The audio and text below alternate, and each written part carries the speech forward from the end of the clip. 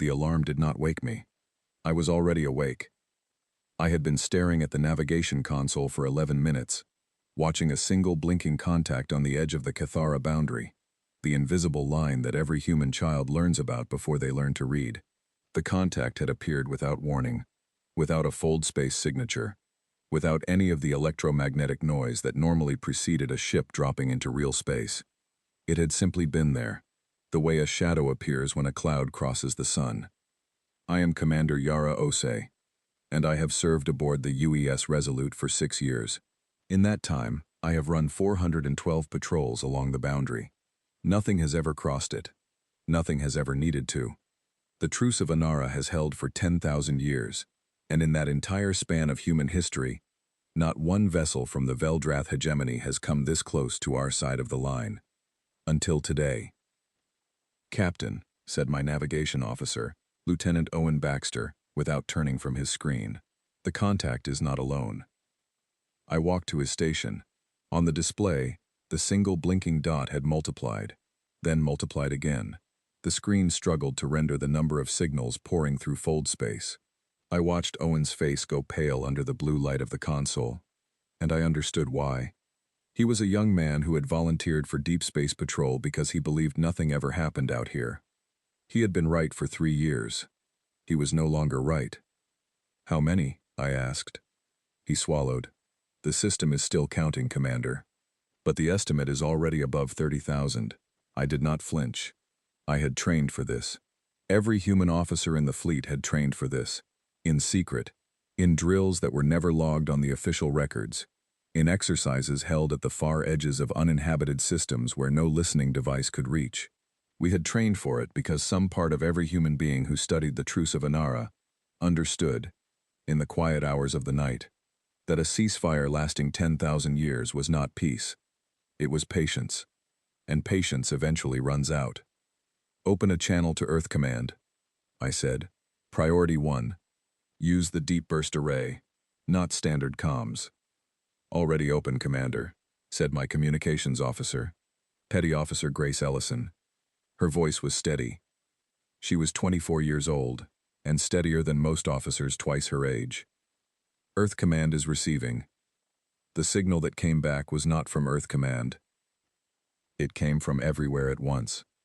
Every frequency we monitored, every band from sublight radio to the quantum entanglement mesh that connected the 14,000 human colony worlds, erupted simultaneously with a single voice. It was translated by our systems into flat, clear English, and it left no room for misunderstanding. "The Truce of Anara is dissolved. Effective this moment, the Veldrath hegemony declares the species known as humanity to be in violation of the compact, signed 10,000 years ago on the neutral world of Anara. The violations are as follows. First, unauthorized expansion into stellar territories, designated as protected buffer zones. Second, survival of the Cygnus supernova event of year 4412, an event which should have resulted in the termination of 14 human colonies. Third, achievement of cognitive acceleration beyond the threshold permitted by compact law. These violations are irrefutable. The hegemony does not negotiate with violators. This is not a declaration of terms. This is a declaration of war." The voice stopped. The bridge of the Resolute was completely silent. Owen had stopped breathing. Grace had her hand pressed flat against her console, as if she needed something solid to hold on to. My chief engineer, a quiet man named Perry Walton who had served 20 years without raising his voice, had come up from the lower deck without being called, drawn by some instinct that old sailors develop for when the sea changes. He stood in the doorway and looked at me, and I looked back at him, and neither of us said anything for a long moment. "Check the other civilizations," I said finally. Grace ran the scan. The 7 elder civilizations of the known galaxy, the ones who had been old when humanity was still learning to build fire, all went to communication silence within 40 seconds of the broadcast. Not one of them sent a signal of protest. Not one of them reached out to us. They simply went dark, the way animals go still when a predator moves through the grass. They remembered what the Veldrath were capable of. 10,000 years had not made them forget. That silence told me more than any words could have. I grew up on a colony world called Harrow Station, far from Earth, far from the golden cities and the deep archives and the military academies that produced most of the officers in my fleet. My mother was a geologist who spent her life reading rock formations for water, and my father repaired atmospheric processors in the worst storms Harrow had to offer. They were not political people. They did not talk about the Veldrath at the dinner table, or about the Truce, or about the long, cold calculations that had been running in the background of human civilization for a very long time. But they did tell me one thing, and they told it to me so many times that it became part of the way I thought, the way a person's heartbeat becomes part of the rhythm of everything they do. They said, humanity has never been given anything. Everything we have, we built with our own hands, while someone else watched and hoped we would fail. I thought about that as I looked at the 37,000 warships that had now fully materialized on the edge of the boundary. Each one of them was larger than any ship in our visible fleet. Each one carried weapons that had been tested and refined over 10 millennia of warfare against civilizations we had never met, civilizations that no longer existed because they had stood in the path of the hegemony and been swept away. The Veldrath opened a second channel. This one was directed specifically at Earth. It was a hailing frequency, formal and precise, carrying the weight of a civilization that had never once lost a war it chose to fight. Grace looked at me. Do we patch it through to Earth Command, or do you want to answer? Neither, I said. Let them wait. Owen turned around. There was something in his expression that was not quite fear, because fear alone is passive, and what was on Owen's face was alive. Commander, he said, they have 37,000 ships on the line. I know, I said.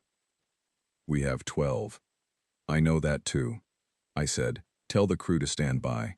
And Owen. He waited. Stop counting their ships. It does not matter how many they have. He looked at me for a moment, and then something shifted in his expression. He nodded once, and turned back to his console. I stood at the center of the bridge and looked at the display, at the massive armada holding position just beyond the boundary, waiting for the terrified response they had no doubt received from every other species they had ever declared war on. They were going to wait a long time, because the thing that no other species understood about humanity, the thing that the Veldrath had spent 10,000 years trying to model and had never quite managed to capture in any of their projections, was this. We are at our most dangerous when we are calm. The Veldrath had expected panic. They had designed this moment for maximum psychological impact. The simultaneous broadcast, the sheer number of ships, the formal language of the declaration, all of it was choreographed to collapse human command structures in the first minutes of the confrontation, to create a flood of desperate communications that their intelligence services could intercept and exploit. What they got was silence from the Resolute, and a single deep burst acknowledgement from Earth Command that contained exactly 3 words. We are ready. Grace read it aloud from her screen, and the bridge crew heard it, and I watched each of them take that message in and straighten a little, the way people straighten when someone they trust tells them that everything they feared is already accounted for. I had spent 6 years patrolling an empty line in space, and I had sometimes wondered, in the darkest part of my own private thoughts, whether the readiness was real, whether the training was more than ritual, whether the quiet confidence of Earth Command was genuine, or just the kind of comfortable certainty that powerful institutions develop to protect themselves from hard questions. In this moment, with 37,000 Veldrath warships idling on the other side of a 10,000-year-old agreement they had just torn apart, I discovered that I was not afraid, and that told me everything I needed to know. Grace, I said, log the time of the declaration, log the position of every vessel in that armada, then send the full data package to all 14,000 colony worlds on the Deep Burst network. They will receive it in approximately 11 seconds, she said. Good, I said. Every human being alive deserves to know what this day is. Every single one of them. I turned back to the display and looked at the ships gathered there, ancient and vast and certain of their own dominance. And I thought of my mother cracking open a rock on Harrow Station with a small hammer and showing me the water crystal inside, perfectly preserved for 1 billion years, just waiting to be found. We had been waiting too. The Veldrath hailing signal pulsed again, still unanswered, still waiting for the voice of a frightened species reaching out for terms. I sat down in the command chair, crossed my legs, and said to no one in particular, "Let them wait a little longer." Owen, to his credit, almost smiled. Outside the view screen, the stars did not move. They never did. They simply burned, patient and indifferent, the same stars that humanity had been navigating by for 10,000 years, while something very large and very quiet had been taking shape in the dark between them. The Veldrath were about to find out what it was. For the first 8 hours after the declaration, nothing happened.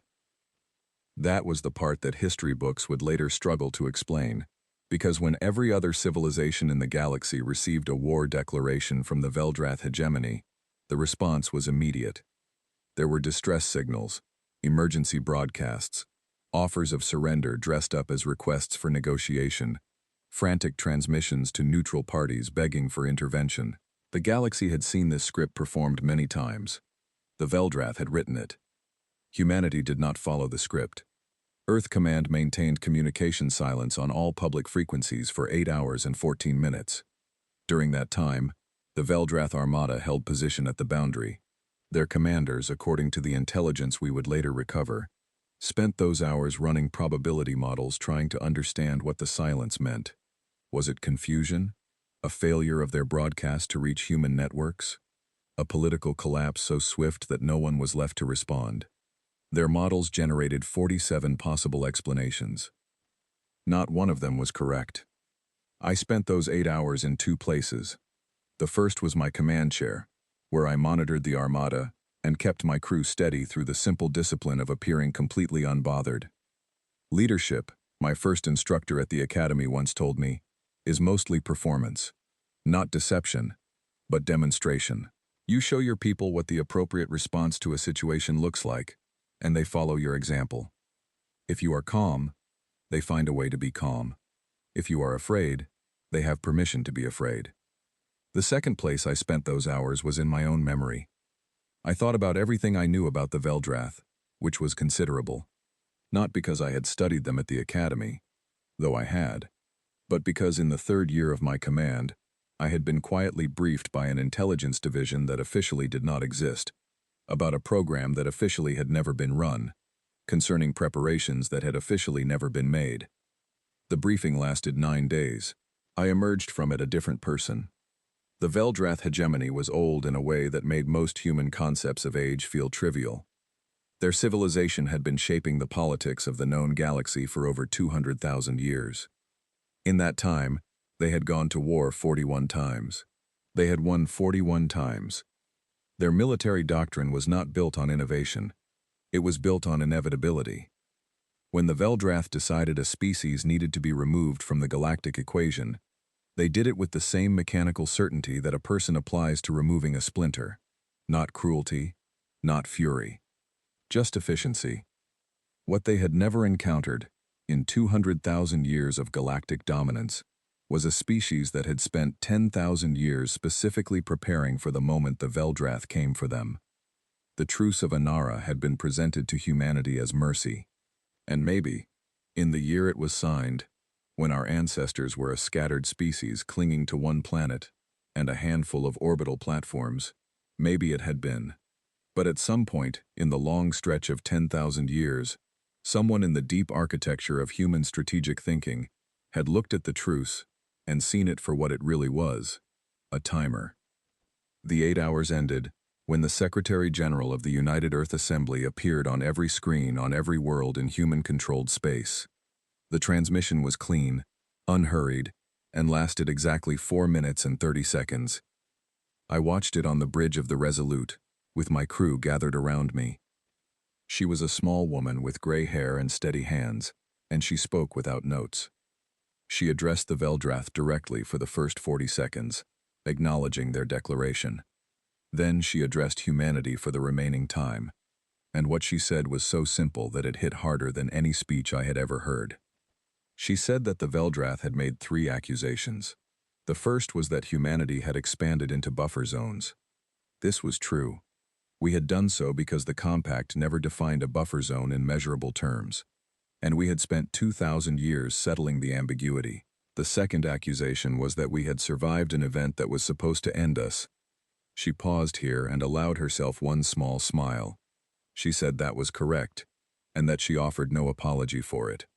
The third accusation was that we had achieved cognitive acceleration beyond permitted thresholds. She paused again. She said that was also correct, and that she considered it a compliment.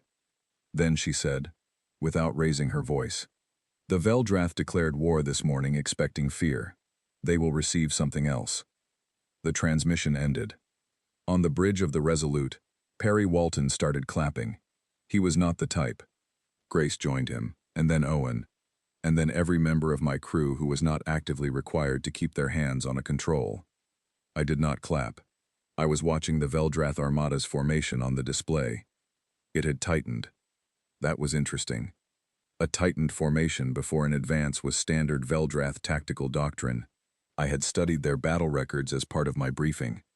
41 wars of clean, decisive military action. And their opening move was almost always the same. Demonstrate overwhelming force at close range. Give the enemy one final opportunity to surrender. Then advance. "Owen," I said, cutting through the noise. "Where is the nearest Shepherd unit?" The clapping stopped. Owen knew what a Shepherd unit was. All senior officers did, though we did not speak about it in routine communications. He pulled up a secondary display and keyed in a coded query. The system ran the request through 3 layers of encryption before returning a result. "Shepherd 7, he said quietly. 12 light minutes from our position." 12 light minutes was not far. Not for a ship that could fold space. "Send a contact ping on the blue channel," I said. "Standard format." "Sending," said Grace. We waited. The Veldrath Armada crossed the boundary at hour 9. They did not send another hailing signal. They did not issue an ultimatum. They simply moved. The way a tide moves, not in a rush, but in a certainty that nothing in its path would stop it. 37,000 warships in perfect formation, crossing the line that had existed for 10,000 years, at a speed designed to reach Earth in approximately 72 hours. "Blue channel response," said Grace. "Put it through," I said. What appeared on the secondary display was not text or audio. It was a tactical map, and on that map were positions. Not 12 positions, not 20. 316. 316 Shepherd-class vessels, folded into pocket space and parked at coordinates that did not appear on any civilian star chart, had been sitting in silence for years, waiting for exactly this signal, distributed across the breadth of human-controlled space, in a pattern so precisely calculated that every possible approach vector from Veldrath territory was covered. They were parked inside the magnetic coronas of stars. Not near the stars, inside them. Tucked into the violent outer layers, where no Veldrath sensor array could see past the electromagnetic noise. Our engineers had spent 300 years solving the technical problems that made it possible.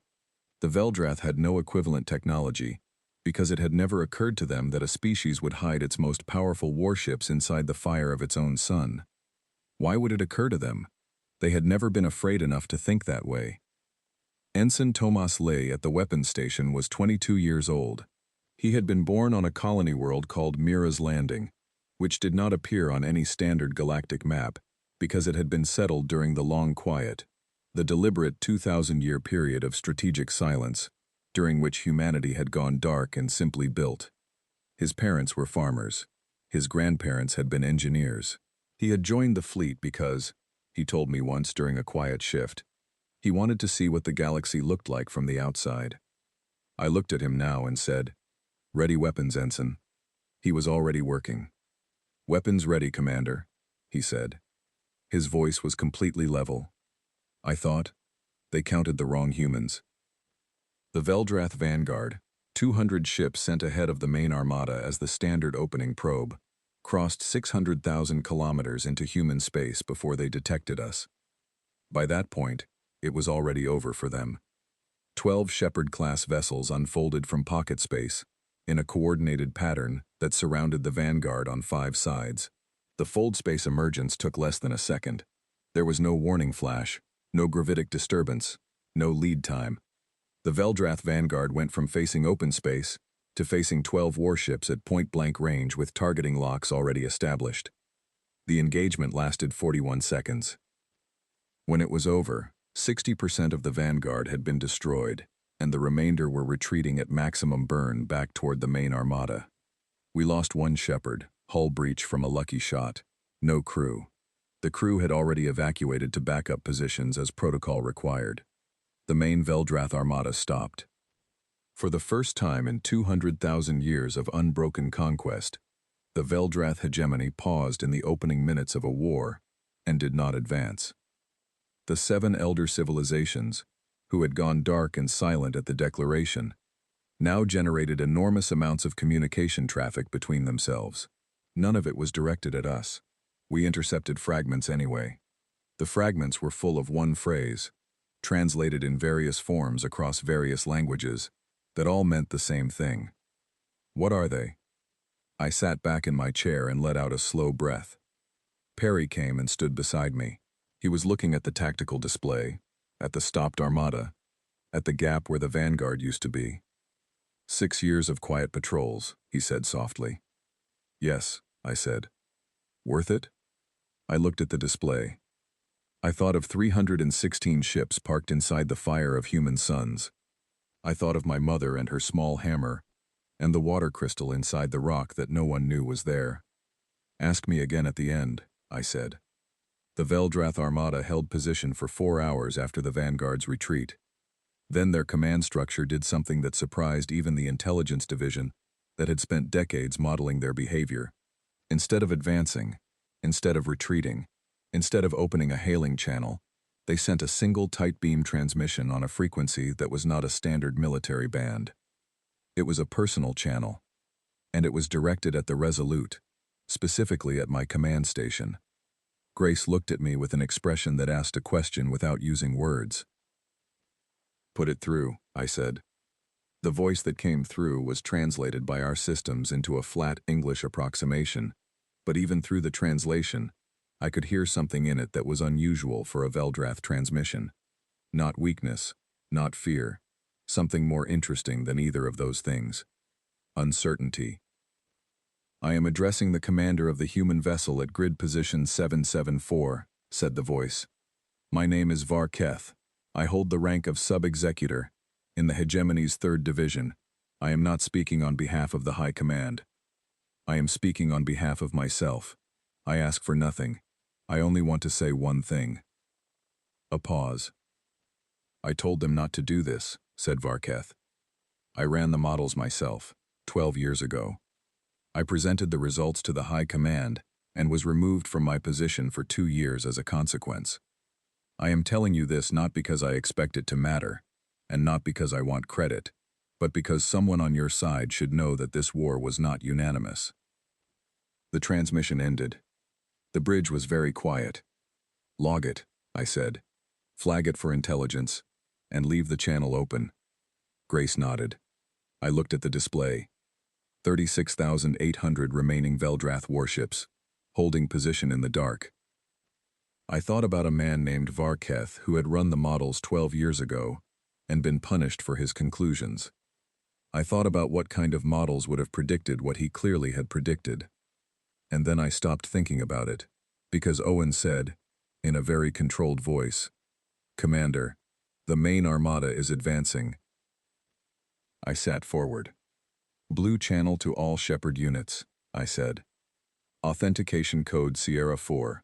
Execute pattern lighthouse. Sending, said Grace.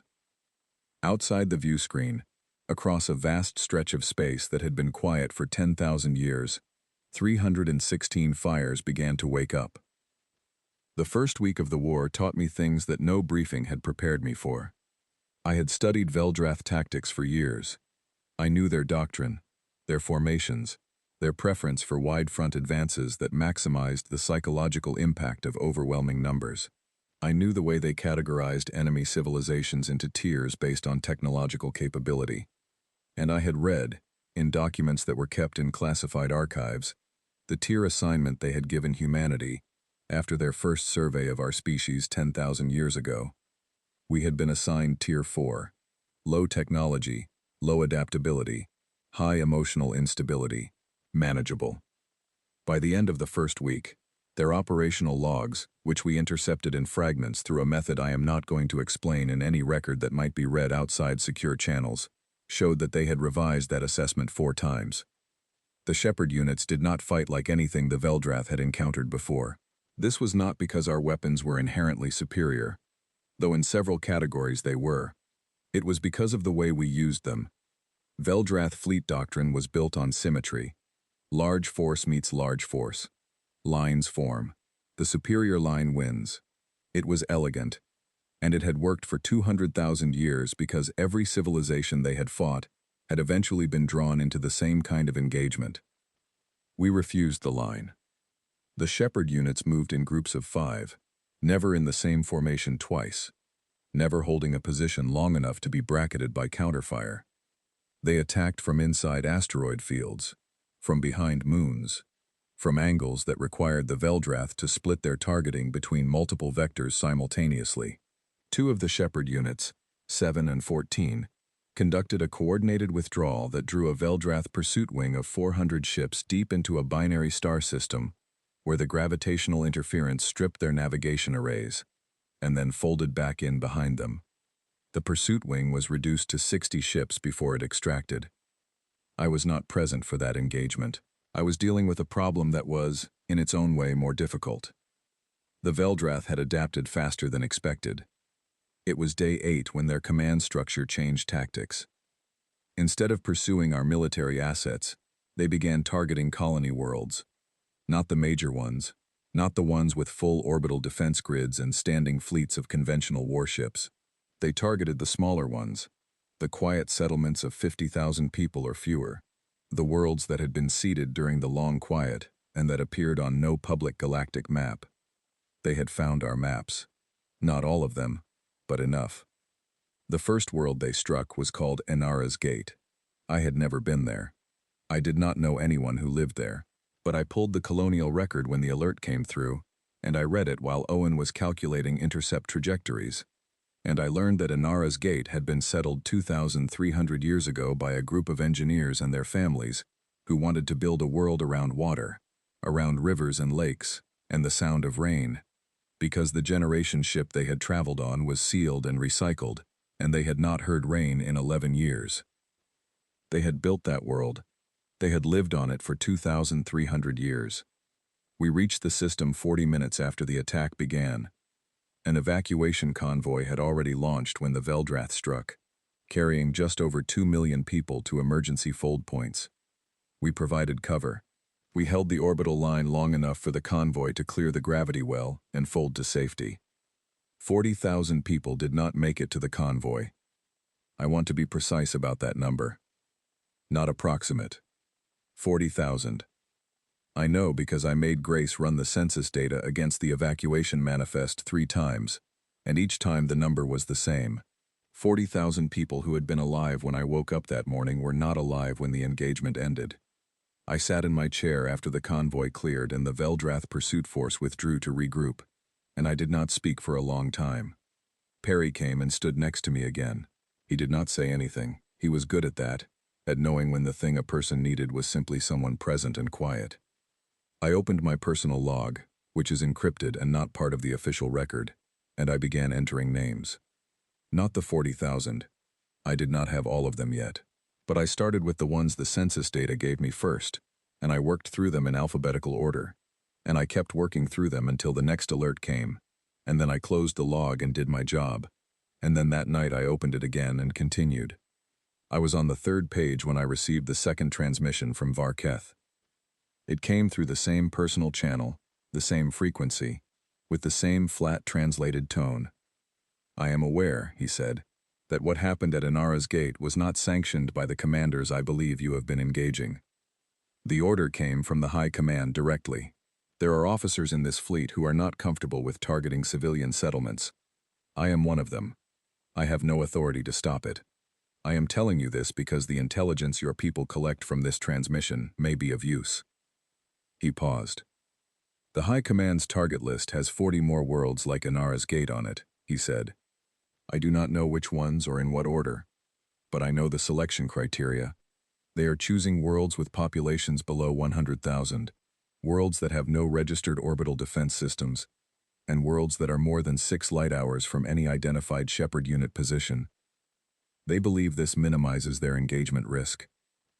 Another pause. "I told them not to do this," he said again. "I told them 12 years ago. I told them again this morning. No one is listening." The transmission ended. I looked at it on the screen for a long time. Then I called my senior staff to the briefing room. My senior staff at that time consisted of Perry, Grace, Owen, Ensign Tomas, and my medical officer, Dr. Nora Hadley, who had said almost nothing since the declaration, but who appeared to think more efficiently than most people I had ever served with. I laid out what I knew. I told them about Varketh's transmissions, both of them. I told them about the target selection criteria. I told them I could not verify any of it, and that the transmissions could be disinformation, designed to draw Shepard units away from strategic positions into defensive postures around minor worlds. Nora spoke first. "Could also be genuine," she said. "Yes," I said. "Veldrath internal dissent is not something their doctrine accommodates well," she said.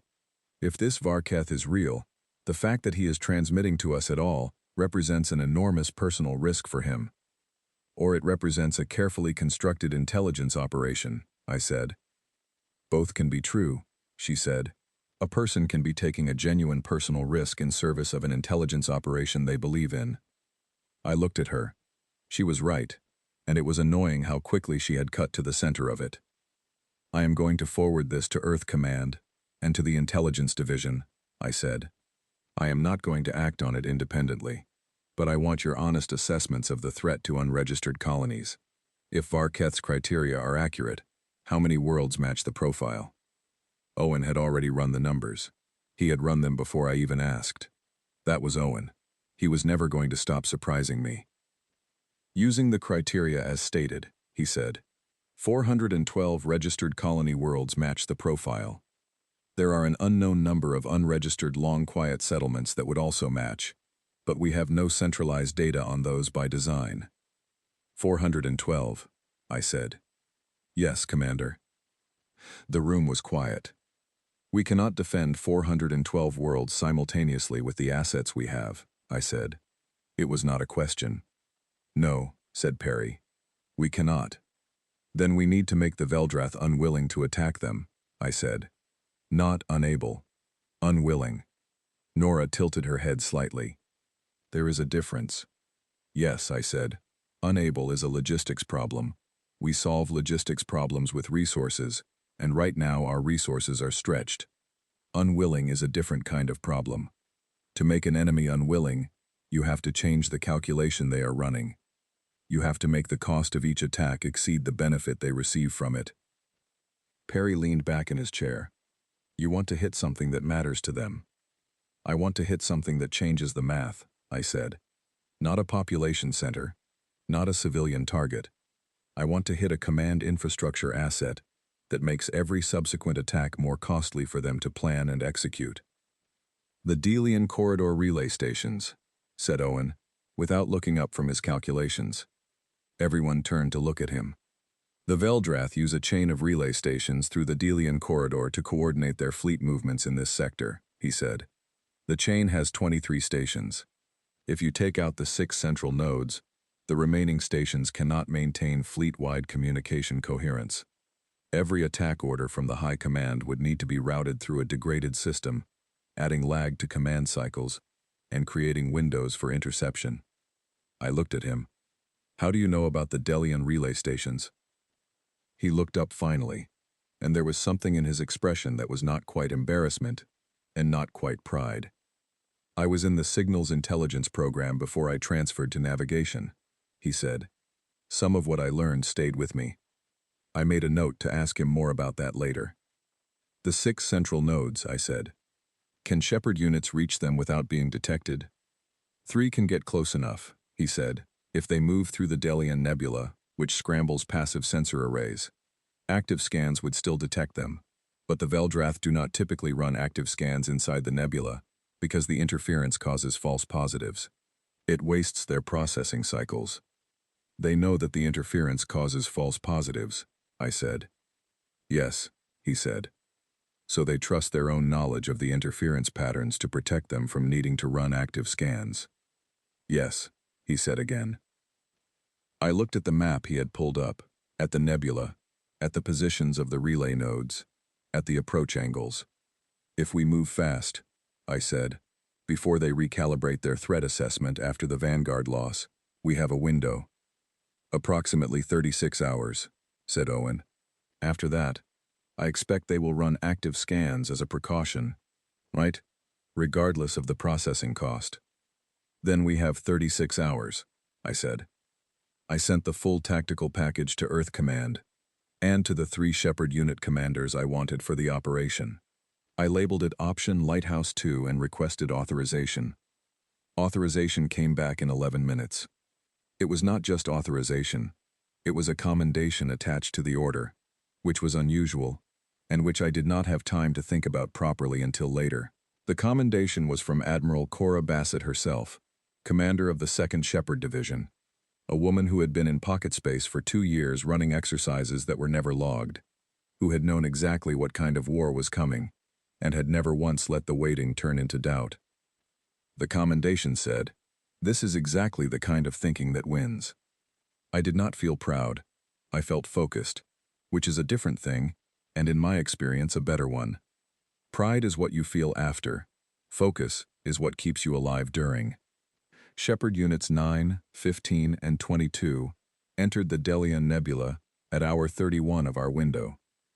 At hour 35, they hit the 6 central relay nodes simultaneously. The Veldrath Fleet Command System went dark for 19 hours. In those 19 hours, no attacks were ordered on colony worlds. In those 19 hours, 3 other Shepard operations launched in different sectors, striking at fuel resupply points and forward staging depots, hitting assets that the Veldrath needed to sustain offensive operations at the rate they had been conducting them. In those 19 hours, Earth Command made a public statement to the galactic community, addressed not to the Veldrath but to every civilization watching. It laid out the Veldrath's attacks on civilian settlements. It named Inara's Gate.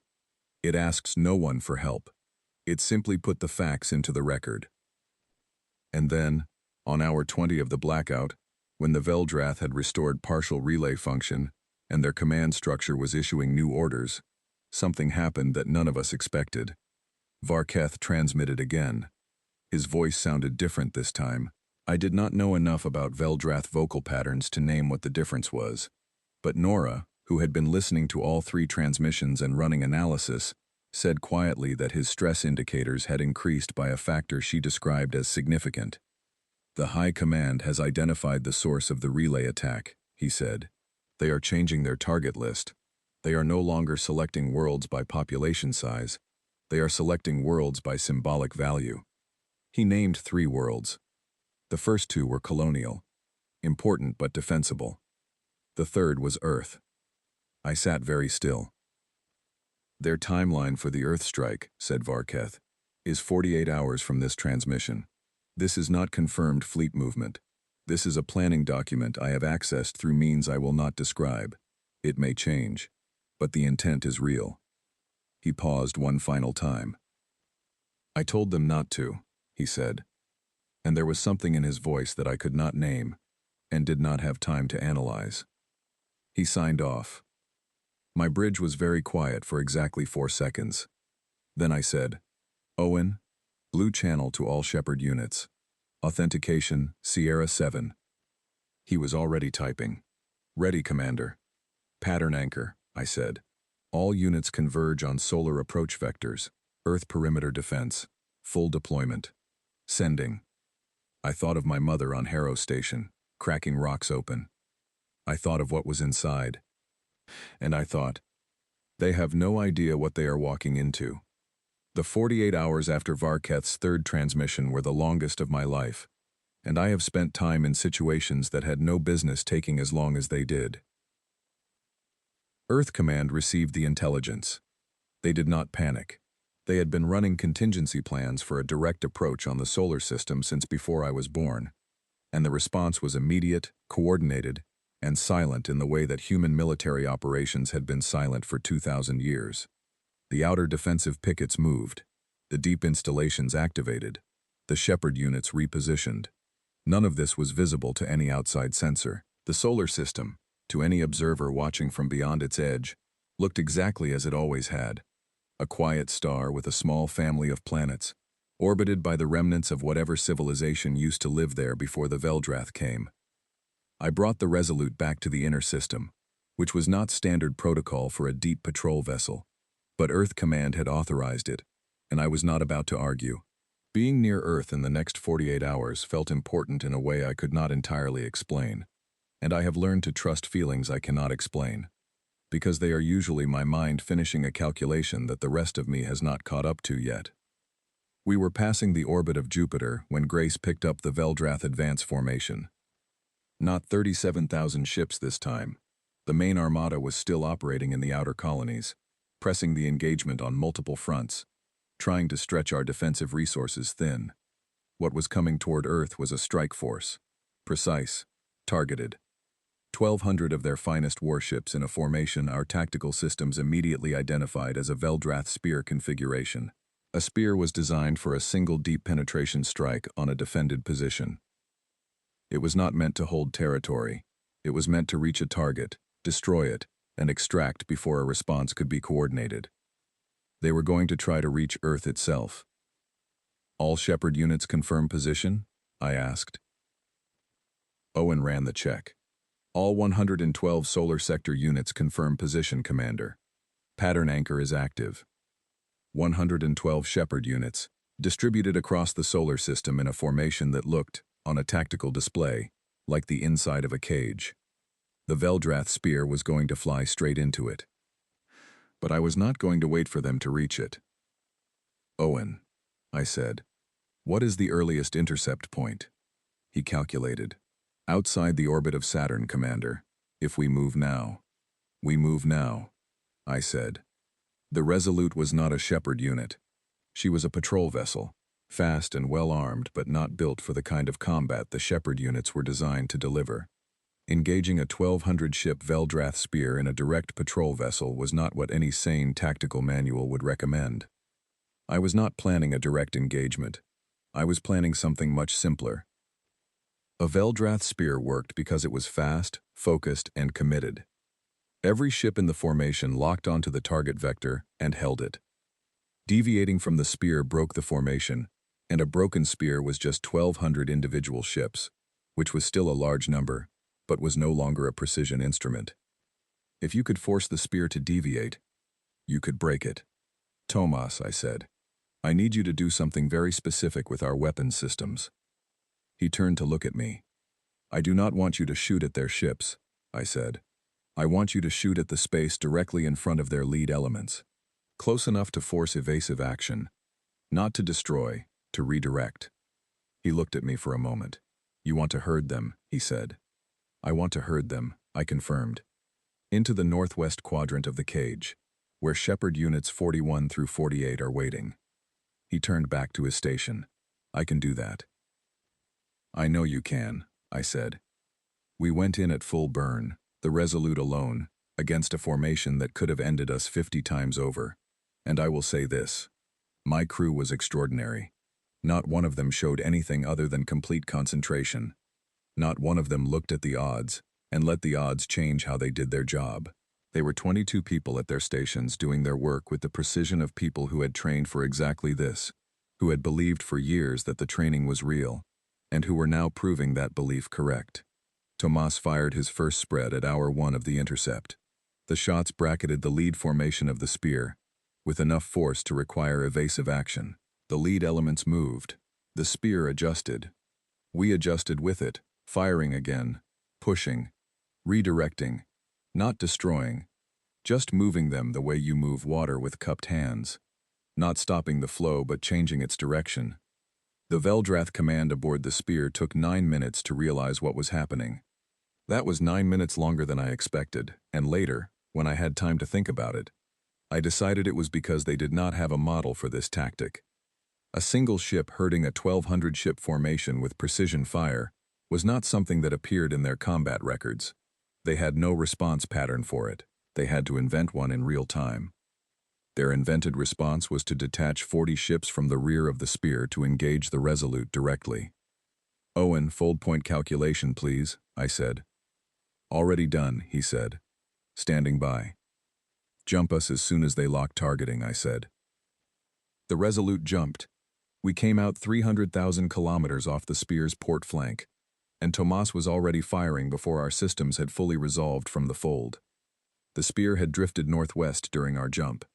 Shepard units 41 through 48 unfolded from pocket space.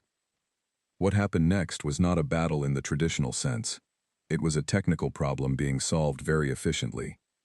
8 Shepard units in coordinated fire against a Veldrath formation that had already been disrupted, that was no longer in spear configuration but in a defensive scatter, facing attack from multiple angles simultaneously. The Veldrath fought with everything they had. They were not cowards and they were not incompetent. They were simply in a situation that their doctrine had never prepared them for, fighting an enemy that had spent 10,000 years specifically preparing this kind of situation for them. The engagement lasted 2 hours and 17 minutes. Of the 1,200 ships in the spear, 142 extracted successfully. The rest were destroyed or disabled. We took losses too. Shepard 43 was gone. 45 was crippled and had to be towed. 14 crew were dead, and I received their names one by one as the after-action reports came in, and I entered each one into my personal log, and I kept doing that until I had all 14, and then I sat with them for a moment before I closed the file. 14 names. They were not abstractions to me. I know that to anyone reading a history of this war, the numbers are easier to process than the names, because numbers stay at a distance, and names insist on being real. But I have never been able to make myself use numbers when names are available, and I do not intend to start. The Veldrath did not make a second approach on Earth. What they did instead, in the hours after the spear was broken, was something I had not anticipated, and that the intelligence division had not predicted. They went quiet. Not communication system quiet, the way they had been after the relay nodes went down. Strategically quiet. The main armada, still operating in the outer colonies, began pulling back from active engagements. The high-intensity offensive that had been pushing hard on 30 different fronts simultaneously began to lose pressure, the way a fire loses pressure when the fuel starts running out. Earth Command sent me a priority message. Admiral Bassett herself. It said 3 things. First, the Veldrath High Command has requested a communication channel to Earth. Non-military frequency. Protocol indicating a request for dialogue. Second, we are not accepting it yet. Third, resolute. Well done. I read it twice. Then I went to find Perry, who was doing something quietly useful in the engine room, as he always was. They want to talk, I told him. He looked up from what he was doing. Good, he said. It might be a tactic, I said. Everything is a tactic, he said. That does not mean it cannot also be genuine. I thought about Varketh. No, I said. It does not. I went back to the bridge and looked at the display. The main armada was still there, still vast, still more ships than we had visible assets to counter directly if they chose to push. But they were holding, and the holding told me something that no tactical model had quite captured, the same thing that Varketh had been trying to tell me from the beginning, in his careful, risk-laden transmissions. The Veldrath had not expected this war to be hard. They had come expecting the script, the panic, the desperate transmissions, the offers of terms from a species that had been given 10,000 years of peace, and had used them to grow soft and comfortable, and dependent on a truce they believed in, because they needed to believe in it. They had run models and projections and probability assessments, and all of those models had been built on a fundamental misunderstanding that no amount of data could correct, because it was not a data problem. It was a question of what humanity had chosen to do with the time. And now they were holding position and requesting dialogue, because the math had changed, not because they were defeated, not yet, but because the math they had walked into this war with was no longer the math they were facing, and every additional engagement was teaching them something new about the shape of what they were up against. I thought about the 412 colony worlds on the vulnerability list. I thought about the 40,000 people at Inara's gate whose names I was still working through. I thought about whether I trusted the silence of the Armada enough to let myself breathe. The answer was no, not yet. But I was beginning to believe in the shape of something on the far side of this war, something that required getting through all of it first. The cost, and the loss, and the long nights with the personal log, and the 14 names and the 40,000 names, and whatever else was still to come. It required getting through all of it, and then making a choice that would be harder than anything the fighting had asked of me. I did not know what that choice was yet, but I was beginning to feel it taking shape, the way my mother felt the structure of a rock before she split it open, sensing what was inside before she saw it. Something was inside the far side of this war that was not more war. I needed to find out what. The battle for the Pale Reaches lasted 9 days, and it remade me in ways I am still sorting through. The Pale Reaches is a stretch of space on the far edge of what we call the Outer Arm, a region of low stellar density, where the distances between stars are so large that communication lag runs into hours. The Veldrath chose it deliberately. They had withdrawn their main armada from the positions they held after the spear was broken, but they had not retreated entirely. They had reorganized. And the reorganization had a strategy behind it that we had underestimated. The strategy was attrition. Not the dramatic kind, not the massed fleet engagements that leave debris fields visible from 3 systems away. The quiet kind. They sent fast, small groups of ships to isolated systems in the Outer Arm, systems with human settlements and minimal defense, and they attacked and withdrew before our shepherd units could respond. Not to destroy the settlements, to exhaust us, to keep us running from one emergency to the next until our people were too tired and our maintenance cycles too stretched to sustain coordinated operations. It was a clever strategy. I will give them that. It was also the strategy of a force that had lost confidence in its ability to win by direct engagement. I recognized the shift when it happened, because I had studied their previous wars closely enough to know what Veldrath's strategy looked like when it was dominant. Fast, decisive, overwhelming. What I was now seeing was cautious, calculated, and patiently incremental. The Veldrath had never fought a war in a cautious, calculated way. They had never needed to. The fact that they were doing it now told me something important. Varketh's models had been right, and somewhere in the Veldrath High Command, someone was starting to accept that. I was running intercepts in the Pale Reaches with 3 other vessels when the alert about Ensign Tomas came through. Not a battle alert, a medical one. He had collapsed at his station. Nora's preliminary assessment was exhaustion and cardiac arrhythmia, both manageable, both the result of 63 consecutive hours at his post, without adequate rest. I had ordered mandatory rest cycles 3 times in the past week. Tomas had found ways around all 3 of them, because he did not want to leave his station while active operations were in progress. I went to the medical bay and sat beside him for a few minutes while he slept, which was not something I had time to do but which I did anyway, because a commander who only shows up when things need to be handled, and never when a person needs to feel seen, is not a commander worth following.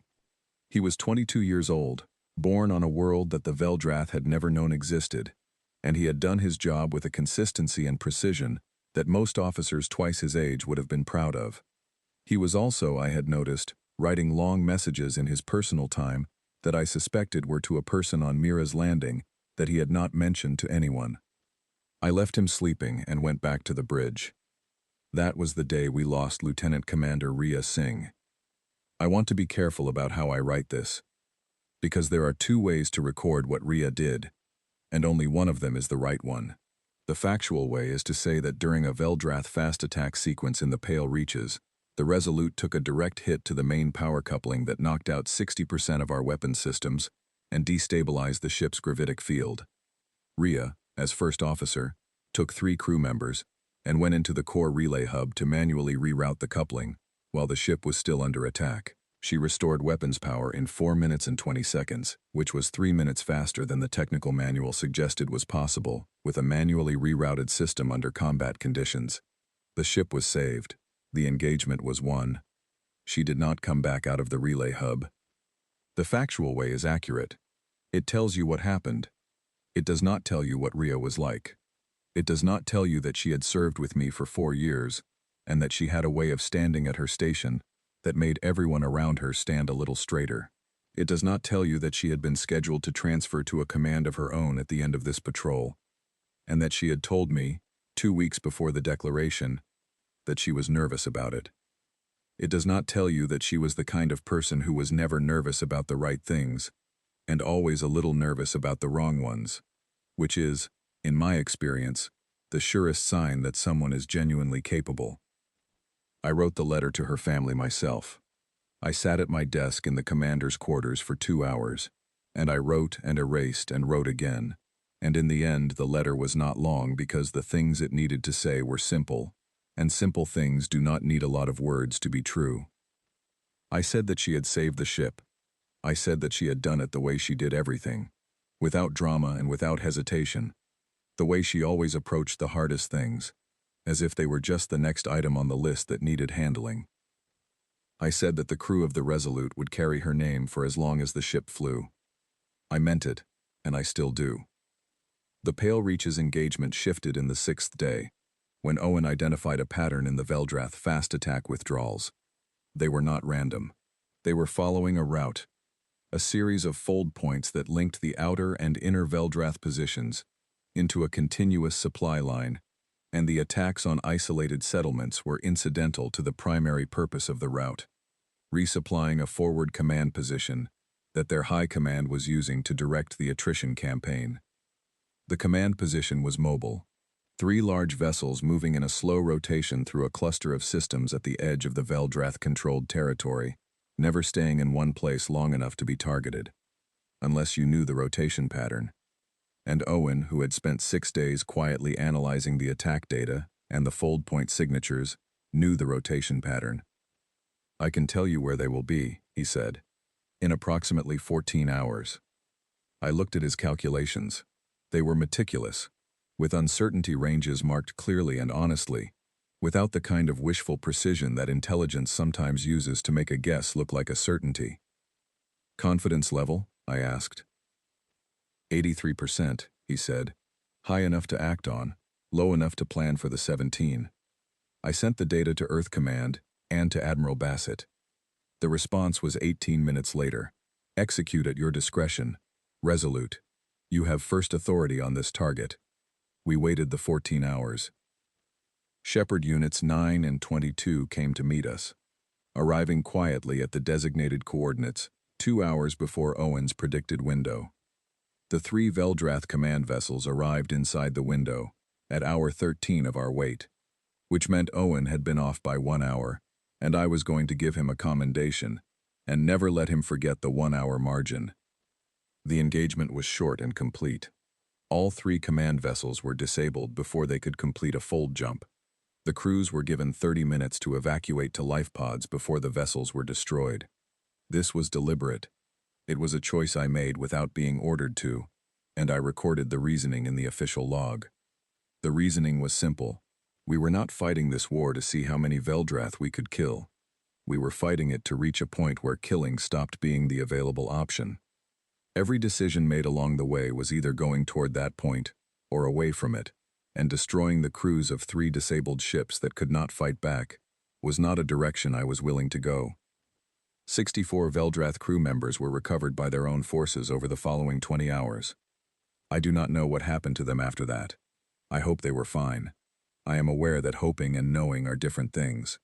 The destruction of the mobile command position ended the Pale Reach's attrition campaign. Without the coordination hub, the fast attack groups lost their strategic coherence.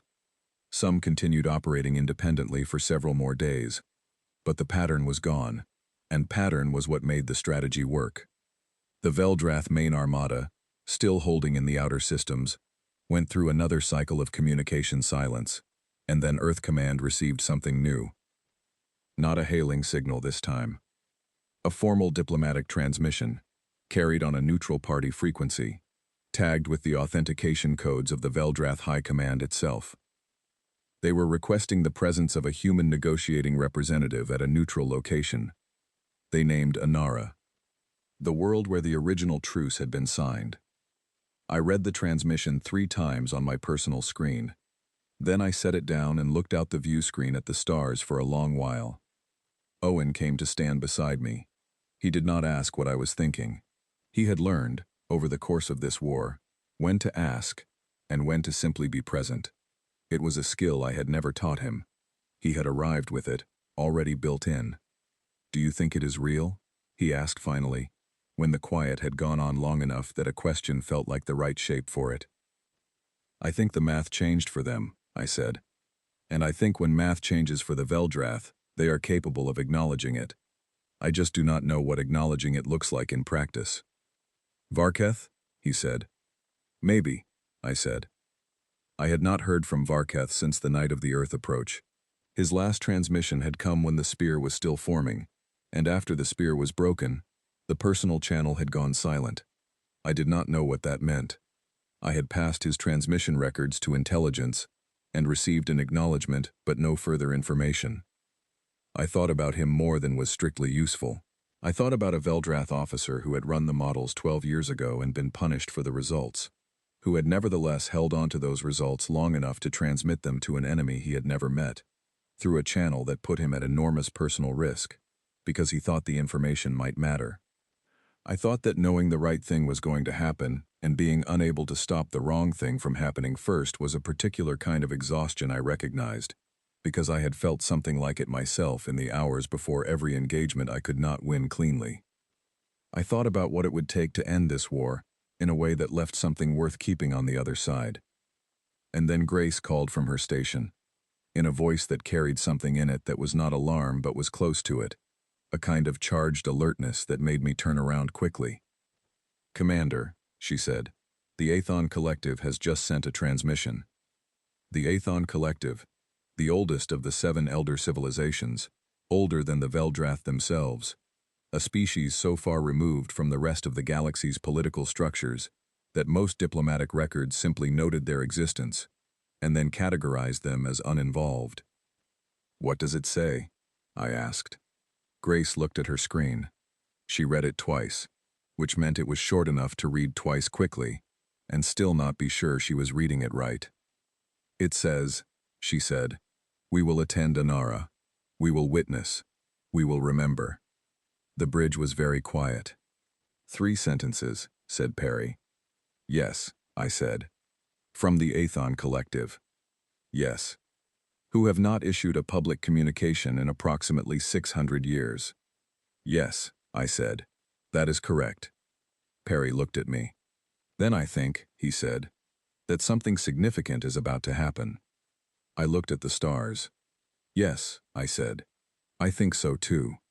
The journey to Anara took 4 days, and I spent most of those 4 days preparing for something I had never been trained for. Diplomacy. Or what would pass for diplomacy between a species that had just spent weeks in open war and a civilization that had started that war and was now, for reasons that were still becoming clear to me, willing to sit across a table from the people it had underestimated. I was not the lead negotiating representative.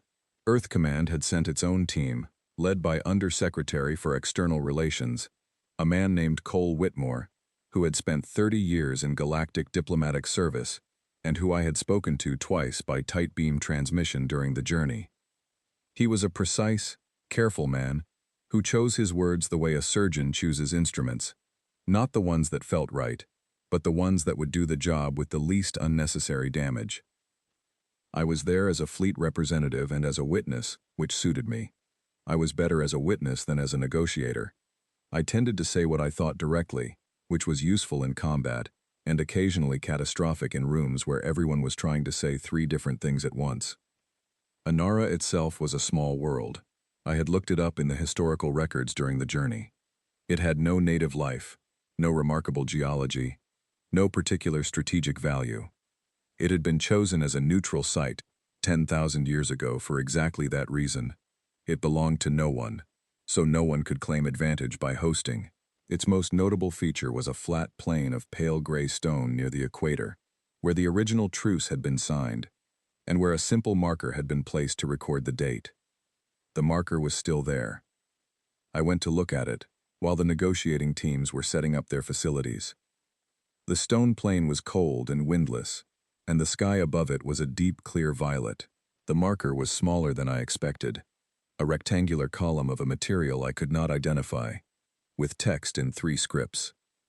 The Veldrath Standard Script, an older human writing system that predated the unified Earth assembly by several centuries, and a 3rd script that I could not read, and that our linguistic database identified as belonging to no known current civilization. The 3rd script had been placed there by someone who was present at the original signing, and who was not human or Veldrath. I stared at it for a long time. Then I heard footsteps on the stone behind me, and I turned, and I was looking at a Veldrath for the first time in person, rather than on a display or in a tactical analysis. They were taller than I expected, with a stillness about them that read not as calm but as something older than calm, a quality of presence that seemed to occupy space differently from the way humans occupied it. He stopped a few meters from me, and we looked at each other. "You are the commander of the Resolute," he said. His translator device was more sophisticated than the fleet standard equipment I was used to, and his voice came through in English with something closer to natural cadence. "Yes," I said. "I am Varketh," he said. I do not know exactly what I had expected Varketh to look like. In my imagination, during the weeks of his transmissions, I had built a picture without thinking about it, the way minds do when they have a voice but no face to attach it to. The picture was not entirely wrong. He was older than I expected, and there were markings on his facial structure that I later learned indicated long service and some degree of official censure, which was consistent with what he had told me about the 2 years he had been removed from his position. "I know," I said. He looked at the marker. "The 3rd script," he said, "is Athon. They were present at the original signing, as witnesses. And now they are present again," I said. "As witnesses," he said again. "The Athon do not intervene. They observe and record. Over the course of their existence, they have witnessed the end of 14 civilizations and the beginning of 11 new political orders. They consider themselves the memory of the galaxy." "That is a significant role," I said. "It is," he said. "The fact that they came to Anara means they believe this moment is significant enough to remember." We stood in silence for a moment on the pale stone plain. "The High Command does not know I am speaking with you now," he said. "I have been assigned to the delegation as a technical advisor, which gives me some freedom of movement. I wanted to speak with you before the formal sessions begin." "Why?" I asked. He was quiet for a moment. The violet sky turned slightly as the planet rotated, and the light changed. "Because I have spent 12 years believing that this war was a mistake," he said, "and I want to know if the person I have been transmitting information to is someone who can prevent it from becoming a permanent mistake. The fighting can stop. That is not difficult. Civilizations have stopped fighting before. But the thing that replaces the fighting can be as damaging as the fighting itself, if it is built on the wrong foundation." I looked at him. "What is the right foundation, in your view?" "Accuracy," he said. "Not mercy. Not forgiveness. Those are important, but they come later. First, accuracy. The situation as it actually is, not as either side wishes it to be." "And what is the situation as it actually is?" He turned to look at me directly, and the quality of that look was one I recognized. Because I had seen it in mirrors, the look of someone who has known a difficult truth for long enough that it has stopped feeling difficult and has simply become the shape of how they see the world. "The situation," he said, "is that the Veldrath hegemony has never encountered a civilization that was more patient than we are, and we do not know what to do with that." I thought about 10,000 years. About ships parked inside suns. About my mother's small hammer. And the water crystal inside the rock. That is accurate, I said. The High Command will offer terms, he said. They will offer a restoration of the original truce with revised boundary definitions. Cole Whitmore will receive the offer, and he will be professionally careful about it, because that is his function. And what is your function? I asked. Technically, to advise on matters of spatial boundary law, he said. Practically, to make sure the forged clause gets discussed. I went very still. You know about it, I said. It was not a question. I discovered it 9 years ago, he said, while I was running the same models that led me to oppose this war.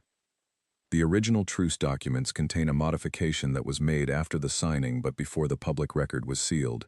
It expanded the definition of permitted Veldrath territorial action in a way that made almost every expansion your species undertook in the last 5,000 years, technically a violation under the modified text. The modification was made by 3 members of the High Command, who have been dead for 4,000 years. No one currently serving knew about it. Or if they did, they chose not to question it. But it was the basis for the declaration of war, I said. It was one of 3 stated bases, he said, but it was the foundational one. Without it, 2 of the 3 accusations in the declaration have no legal standing under Galactic Compact law. I thought about Earth Command's broadcast, 3 weeks ago, the one that had laid out the modified clause to every watching civilization. The reaction had been immediate and significant. 2 of the civilizations that had sided with the Veldrath had withdrawn their support within hours. The Veldrath had been unable to publicly contest the broadcast because contesting it would require acknowledging the modification, which meant acknowledging that the legal basis for the war was built on something that had been deliberately constructed rather than discovered. Earth Command has the original document, I said. We decoded it from archives that your people accessed during the long quiet, he said. You knew about it for at least 2,000 years. We were waiting for the right moment, I said. He looked at me, and there was something in that look that was not quite admiration, and not quite exasperation, but was somewhere in the space between them where complicated feelings tend to live. Yes, he said. I assumed you were. The formal sessions began the next morning. I sat in the observer section and watched Cole Whitmore work, and I found myself admiring him, in the way I admired anyone who was exceptionally good at a difficult thing. He was patient in the way that experienced negotiators are patient, not passive, but genuinely comfortable with silence and ambiguity, not needing things to be resolved on his timeline. The Veldrath delegation was led by a senior official whose translated title was something like Grand Arbiter, a position that combined functions we would separate into diplomatic and legal roles. She was younger than I expected from the title, or at least she carried youth differently than I anticipated, with a directness that cut through the careful formalities faster than the pace the sessions had been expected to maintain. On the 3rd day, Cole Whitmore laid the original truce document on the table. The room became very still. The Grand Arbiter looked at it for a long time. Then she looked at the modification notation, at the section that had been added after the original signing, at the handmark equivalents of the 3 signatories who had altered the text. She said nothing for 4 minutes.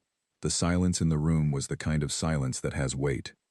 Then she said, in translated flat English, "This will require time." Cole Whitmore said, "We have brought enough of it."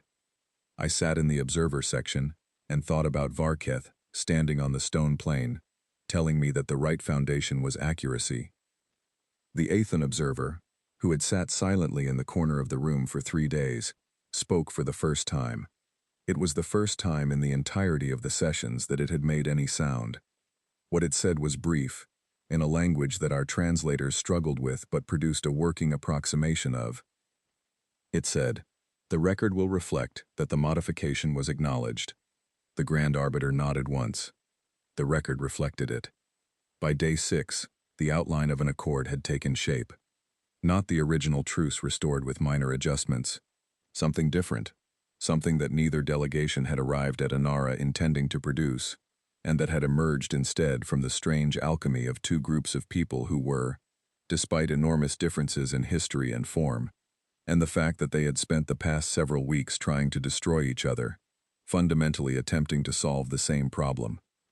How do you build something that lasts? The modified clause was formally removed from the Galactic Compact record in a session witnessed by the Aethan Observer and transmitted live to every human colony world and to every system in Veldrath space. No spin was applied, no framing, just the fact of the removal and what it meant. The two civilizations that had sided with the Veldrath sent diplomatic acknowledgments of the record correction within 48 hours. They did not apologize. They did not need to. The acknowledgement was the thing. The main Veldrath armada withdrew from human-controlled space over the course of 5 days. It was not a rout. It was not a defeat. Not in the way the word defeat implies a broken force retreating in disarray. It was an organized withdrawal by a civilization that had made a decision and was implementing that decision with the same methodical efficiency it applied to everything else. The last Veldrath ship crossed back over the Cathara boundary on a Tuesday morning, ship time, and the Resolute was there to record it. Owen watched it on his display, and I watched him watch it, and after it was done he sat very quietly for a moment. "Is it over?" he asked. "The fighting is over," I said. "The rest is work." The new accord was signed at Anara, on a morning when the violet sky was clear. The Aethan Observer was present, as it had been for the original signing 10,000 years ago. The text was in 4 scripts this time: Veldrath Standard, Unified Earth Assembly Standard, the old pre-assembly human script, and Aethan. Varketh was not in the official signing ceremony. His role as technical advisor did not put him in that room, but I saw him afterward, in the corridor outside the hall, standing at a window that looked out over the pale stone plain and the marker. I stopped beside him. "The High Command knows about your transmissions," I said. "They have known since week 3, he said. "I was not subtle enough, and they are not unobservant." And I am here," he said. "That suggests the outcome they reached was close enough to what I transmitted to you that the transmissions are difficult to categorize as hostile action. Or they decided the war needed to end and they needed someone who had already been building a channel," I said. "That is also possible," he said. "The Veldrath High Command is not simple. They made a mistake in starting this war. They do not like mistakes, but they are capable of recognizing them." "You told them not to," I said. "I did," he said. 12 years ago," I said.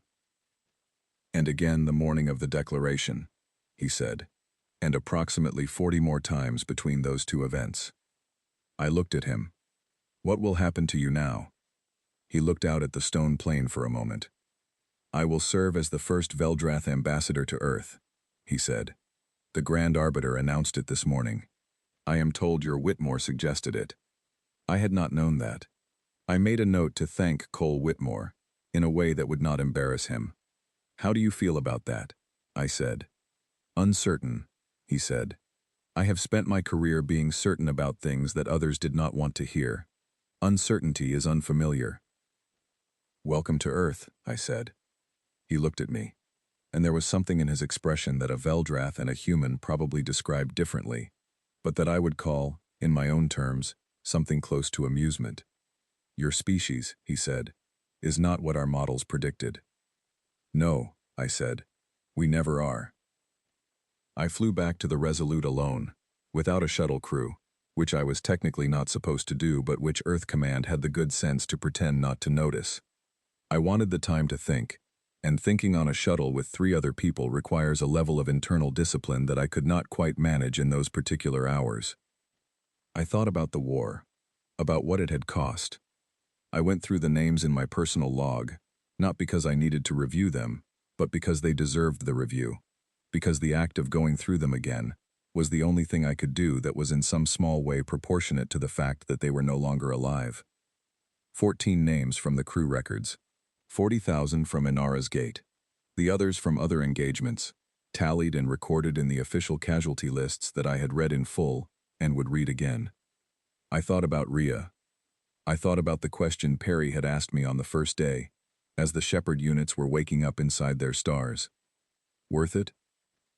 I sat with that question in the quiet of the shuttle for a long time. The honest answer was the kind that people usually want to avoid giving, because it does not resolve neatly into yes or no. Was the new accord worth Inara's gate? No. Nothing is worth Inara's gate. Was the removal of the forged clause from galactic law worth Rhea? No. Nothing is worth Rhea. But those are not the right questions. The right question is not whether the outcome justified the cost, because nothing justifies that kind of cost. The right question is whether, given that the war happened, given that the Veldrath chose to start it and we chose to finish it, in a way that left something standing on the other side, we built the best outcome available. And I thought that we had. Not the ideal outcome. The ideal outcome would have started 10,000 years ago, when someone could have looked at the Truce of Inara and said, "There is a forged clause in this document, and we should address it now, rather than waiting until it becomes a reason for war." The ideal outcome would have been no war at all. But we had arrived at an outcome where the forged clause was removed, where the record was corrected, where a Veldrath officer who had spent 12 years being right about something no one wanted to hear was going to come to Earth and try to build something new, and where the Aethon Collective had written it all down, so that 10,000 years from now, when the galaxy had turned over again and new species had risen, and old certainties had softened into history, there would be a record that said, "This is what happened, and this is what they chose to do about it." I docked with the Resolute and walked onto the bridge, and the crew was there, most of them, the ones whose watch it was, and they looked at me the way crews look at commanders when something large has concluded, and the space after it is still finding its shape. Owen at his station, Grace at hers, Perry at the back of the room, leaning against the wall with his arms crossed, which was his way of not quite being in the room but not quite being out of it either. Tomas at weapons, fully recovered, looking 22 years old and slightly older than 22 at the same time, which is what war does to people who come through it. I sat down in the command chair. For a moment, no one said anything. Then Owen said, very quietly, "What do we do now, Commander?" I looked at the view screen. The stars were there, the same stars that had been there for 10,000 years of truce, and 10 weeks of war, and now something that did not have a good name yet. Something that was not peace exactly, but was heading in that direction. 14,000 colony worlds, 316 Shepherd units returning to their quiet positions, not disbanded, not retired, because the galaxy was still the galaxy, and the work of building a defensible peace was generational. A Veldrath ambassador on his way to Earth, the Aethon record updated and sealed. My mother on Harrow Station, with her small hammer, and the water crystal she had found after a billion years of waiting inside the rock. "We go home," I said, "and then we figure out what comes next." It was not the most impressive thing I had ever said, but it was honest, and honest was what the moment called for. The speeches and the formal occasions would belong to other people, to the diplomats and the assembly members and the historians who would spend years making sense of what these weeks had contained. My job, today, was to take my crew home. I had never been more ready for a simple task in my life. "Owen," I said, "set a course for Earth." He was already doing it. He had been doing it since before I sat down, because he was Owen, and Owen did not wait to be told the obvious. "Course set, Commander," he said. "Take us home," I said. The Resolute turned in the dark between the stars, patient and steady as she had always been, and we flew toward the small bright point of the sun that humanity had been born under, that had hidden 300 ships in its fire when the moment required it, that was burning now exactly as it had burned for 10,000 years of waiting and 10 weeks of truth. The stars did not move. They never did. But we were moving, and that was enough.